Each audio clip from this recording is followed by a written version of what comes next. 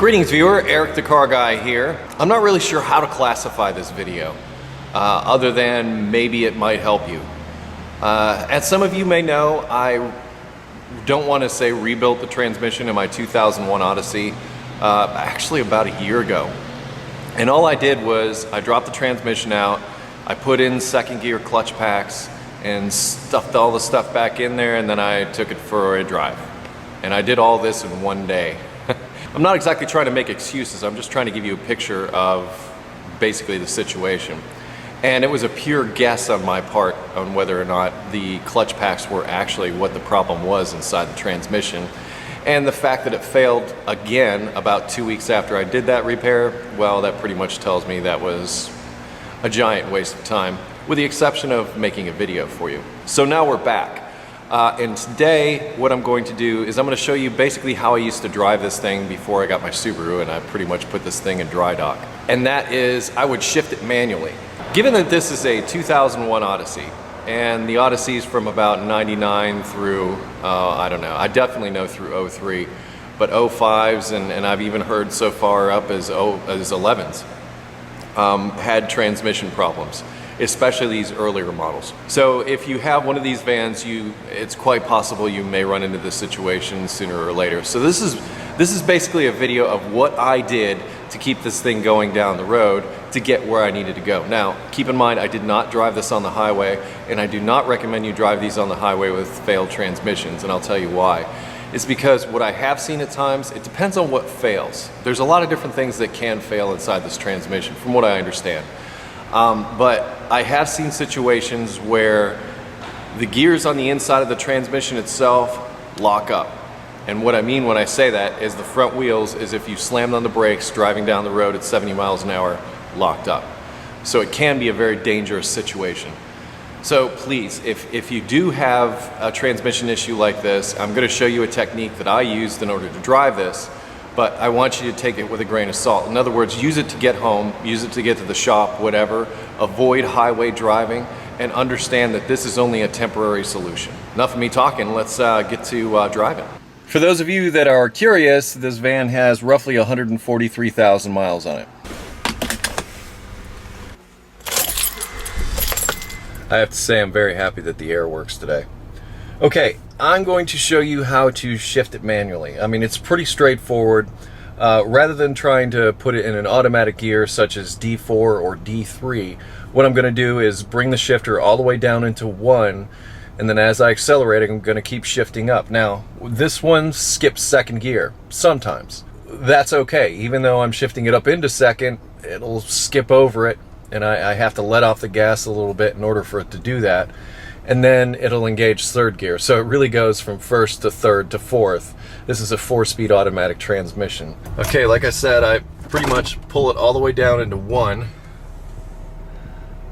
on the dash there. And then I accelerate forward. And we're just gonna drive down the road as I normally would.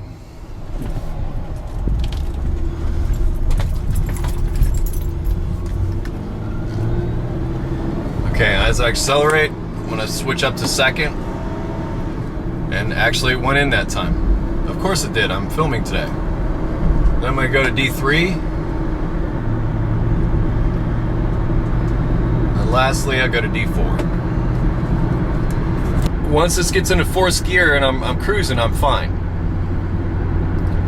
But it's second gear, or going through second gear, that seems to be the issue. I'm gonna turn around and do this again. Let's just see if this is going to be one of those days where the transmission actually decides to work. That would be ironic, wouldn't it? Of course, you know, I haven't done a thing to it, and it's kind of working. Never really what you plan. Okay, we got a clear shot here. So let's see if we can just, oh, we got some traffic coming. But the next opportunity I get, I'm going to try and drive this thing normally to see how it works.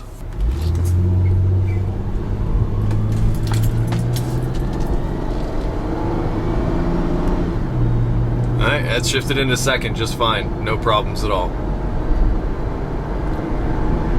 Went into third, no problems at all.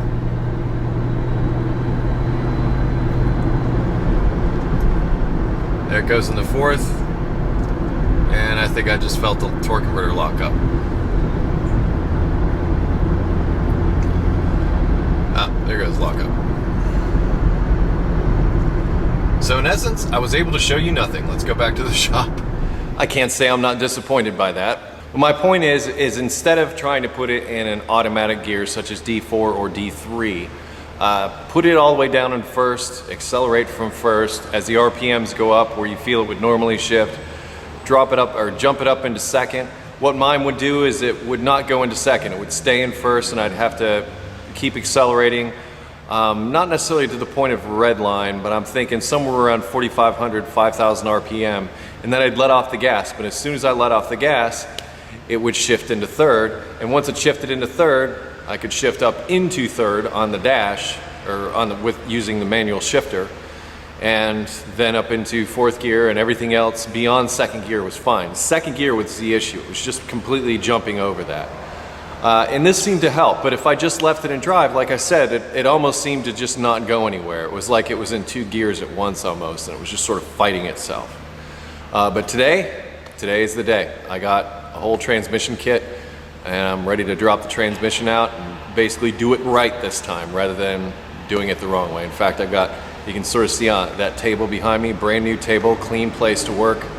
I'm ready to go. Anyway, I hope this information was useful to you and that perhaps it gets you by. And please, once again, I cannot stress enough how this is just a temporary to get you by, to get you home kind of thing. You really shouldn't be driving this every day like this.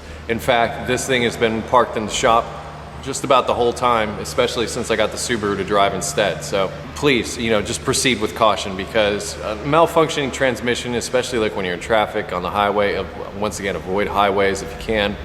And if you are on a highway, stay in the slow lane, stay to where you can get off, and just get to where you're going. That's all this information is for. It's not so that you can drive this for months and months and months. You need to either replace the transmission or have it repaired, something like that. Anyway, I am Eric the Car Guy. You can always find me at EricTheCarGuy.com, Google+, Facebook, Twitter, those places as well. Be safe, have fun, stay dirty, and I'll see you next time.